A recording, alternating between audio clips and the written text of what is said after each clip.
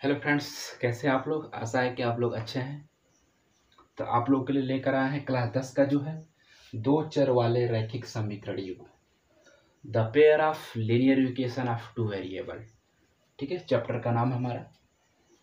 तो इसमें समझते हैं इंट्रोडक्शन पहले। ठीक है, तो पहले तो इसके मतलब समझते हैं कि ये पार्ट जो दे रखा है ये क्या कह रहा है। ठीक है, तो इसके पहले आप लोग को जो है पहले हम चर बता दें। इसमें दिया रखा है चर।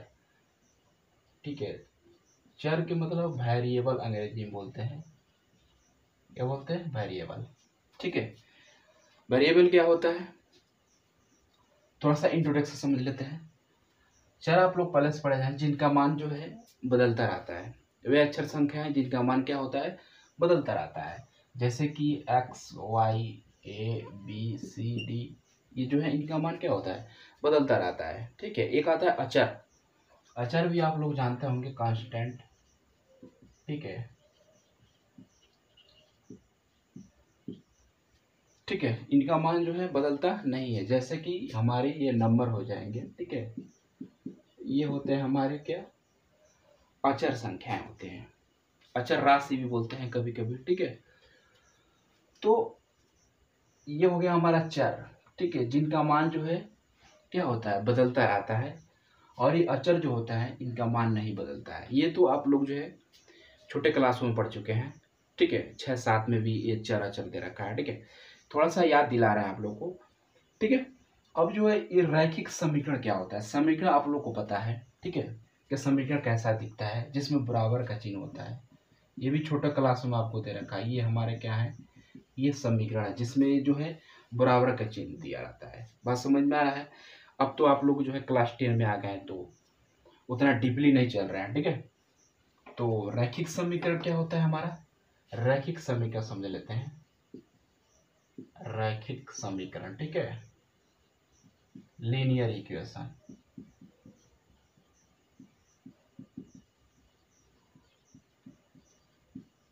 ठीक है, लीनियर इक्वेशन क्या होता है, क्योंकि चैप्टर का नाम ही दे रखा है। ठीक है, समीकरण भी आप लोग जो है 6, 7, 8 में भी आप लोग को दे रखा है। ठीक है, तो इसलिए जो है हम ज़्यादा डीपली चलने की आवश्यकता नहीं है। ठीक है, तो ऐसे समीकरण जो है रैखिक समीकरण क्या होता है, ऐसा समीकरण जिसमें चर की घात क्या होना चाहिए, चर की अधिकतम घात, चर की अधिकतम घात जो है एक हो। क्या हो, एक हो। मतलब ऐसा समीकरण जिसकी चर की अधिकतम घात एक होना चाहिए, मतलब चर की घात जो है क्या होना चाहिए, 1 होना चाहिए। तो वह होते हैं रैखिक समीकरण। समीकरण आप लोग को पता ही है, बस समझ में आ रहा है। ठीक है, समीकरण आप लोग को बता दे रहे हैं। ये आपको जो है किस तरह का समीकरण, आप लोग को कुछ समीकरण के बारे में दिखा रहे हैं यहाँ पर। ठीक है, जैसे x + y = 0, ये भी एक समीकरण है। बात समझ में आ रहा है। और भी समीकरण आपको है, x + 2 = ये भी हमारा समीकरण है। ठीक है, ये इक्वल का चिन्ह यहाँ दिखाई दे रहा है, वो समीकरण है। एक पोलिनोमियल भी आता है। अगर इक्वल ना दिखाई दे यहाँ पर, 3x + 4 जो है, देखो यहाँ पर इक्वल अगर नहीं है तो एक पोलिनोमियल हो जाएगा, बहुपद। और जो है हमारा समीकरण में ये अंतर होता है। ठीक है, इसमें इक्वेशन दिया रहता है, मतलब ये बराबर का चिन्ह दिया रहता है, तो ये समीकरण हो जाएगा। ठीक है, इसमें बराबर का चिन्ह नहीं, क्या हो जाएगा, पोलिनोमियल हो जाएगा। आपको बहुपद भी दे रखा है। ठीक है, 9 में भी बहुपद दे रखा है, 10 में भी बहुपद दे रखा है। ठीक है, तो ज़्यादा डीपली चलने की आवश्यकता है नहीं। तो ये है हमारे समीकरण। कुछ समीकरण के बारे में आपको जो है बता रहे हैं, कुछ उदाहरण दे रहे हैं आप लोगों को। ठीक है, और इस चैप्टर में जो है किस तरह के हम लोग जो है समीकरण के बारे में पढ़ेंगे। ठीक है, वो भी आप लोग को बताएंगे। ठीक है, आप लोग हमारे साथ बने रहिए। ठीक है, तो कुछ समीकरण दिखा रहा है। ठीक है, यहाँ पर देखिए, ये ध्यान से यहाँ पर देखिए, ये x + 2 = 0, ये भी एक समीकरण है। समझ में आ रहा है। या 2x + y = 4, ये भी एक समीकरण है। ये 3x + 2y + z = 4, ये भी एक समीकरण है। ये द्विघात समीकरण भी आप लोग पढ़े होंगे। ठीक है, ये भी एक का है हमारा समीकरण है। बस समझ में आ रहा है। तो इसमें जो है हमको केवल यहाँ पर दे रखा है कि दो चर वाले रैखिक समीकरण युग। युग के मतलब होता है आपका जो है जोड़ा, मतलब एक साथ जो है आपको दो समीकरण दिए रहेंगे। कितने, दो समीकरण आपको दिए रहेंगे इस चैप्टर में। ठीक है, तो कुछ समीकरण यहाँ पर दिए हैं, उदाहरण आप लोग को पहचानना है कि किस तरह का समीकरण। यहाँ पर देखिए, एक चर है यहाँ पर, तो बात समझ में आ रहा है। ये जो एक्स क्या है हमारा चर, यहाँ पता है ना चर क्या होता है, बात समझ में आ रहा है। चर ये जो है एक चर रैखिक समीकरण है, ठीक है, एक चर वाला, ठीक है, एक चर वाला रैखिक समीकरण। रैखिक समीकरण क्यों बोल रहे हैं हम लोग, रैखिक समीकरण क्यों बोल रहे हैं, क्योंकि चर की अधिकतम क्या है, एक है, इसलिए इसको हम लोग क्या बोल रहे हैं, एक चर वाला रैखिक समीकरण, क्योंकि इसमें केवल एक चर है। यहाँ पर दिखाई दे रहा है आपको, यहाँ पर जो है दो चर है, कहाँ कौन कौन, दो चर, एक्स और वाई, दो चर वाला है, लेकिन घात क्या है, घात जो है एक ही है, इसलिए इसको दो चर वाला जो है, दो चर वाला, ठीक है, रैखिक समीकरण बोलेंगे। क्या बोलेंगे, दो चर वाला रैखिक समीकरण बोलेंगे, ठीक है। यहाँ पर बताओ, यहाँ पर जो आपको जो एक्स है, वाई है और जेड, यहाँ पर तीन चर हो गया, कितने चर, मतलब तीन वेरिएबल यहाँ पर हो गए हैं, ठीक है, इसलिए इसको बोलेंगे तीन चर वाला रैखिक समीकरण, क्योंकि घात जो एक ही है, इसलिए इसको हम लोग क्या बोलेंगे, तीन चर वाला, ठीक है, तीन चर वाला, ठीक है, रैखिक समीकरण। बात समझ में आया। अब यहाँ पर देखो द्विघात समीकरण भी आप लोग पढ़ेंगे, तो यहाँ पर जो है एक घात वाला जो है, ठीक है, सॉरी दो घात यहाँ पर दिखाई दे रहा है, कितने घात, दो घात। बात समझ में आ रहा है। तो ये द्विघात समीकरण है, क्या है, एक चर में जो क्या है, एक चर में द्विघात समीकरण, एक चर है लेकिन द्विघात समीकरण है, इसको हम लोग द्विघात समीकरण बोलेंगे। क्या बोलेंगे, द्विघात समीकरण। बात समझ में आया, क्या है, एक चर है, मतलब एक चर वाला द्विघात समीकरण इसको कह सकते हो।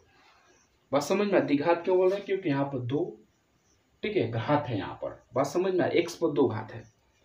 तो इस तरह के समीकरण आप लोग को दिया है, लेकिन हमको इस चैप्टर में किस तरह के समीकरण आप लोग को पढ़ना है वो हम बता दे रहे हैं, ठीक है, ठीक है। उसमें दो चर होगा, ठीक, इस तरह ये हमारा समीकरण दिखाई दे रहा है आपको, दूसरा नंबर वाला समीकरण, आपको इस तरह के समीकरण आपको जो है इस चैप्टर में मिलेंगे, लेकिन वो भी क्या, जोड़ा मिलेंगे, युग्म, युग्म मतलब होता है जोड़ा, ठीक है। कुछ और आप लोग को दिखा रहे हैं यहाँ पर, मतलब इसमें समीकरण जो है किस तरह के मिलेंगे, बात समझ में आ रहा है। जैसे कि युग्म के साथ, जोड़ा के साथ मिलेगा, देखो जैसे ये 4x + 2y = 3 और 4x + y = 0, ये जोड़ा दिखाई दे रहा है। इस तरह का समीकरण दो एक साथ मिलेंगे, ठीक है।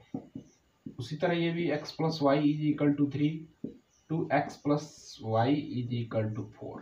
बस समझ में आ रहा है, जोड़ा के साथ आपको समीकरण दिए जाएंगे, ठीक है। और इसको जो है आपको हल करना है, हल करने के भी अलग अलग विधियां है, तो वो आप लोग को बताया जाएगा, ठीक है। आप लोग चिंता मत कीजिए। तो इस तरह के आपको जो है जोड़े समीकरण आपको मिलेंगे, बात समझ में आ रहा है, ठीक है।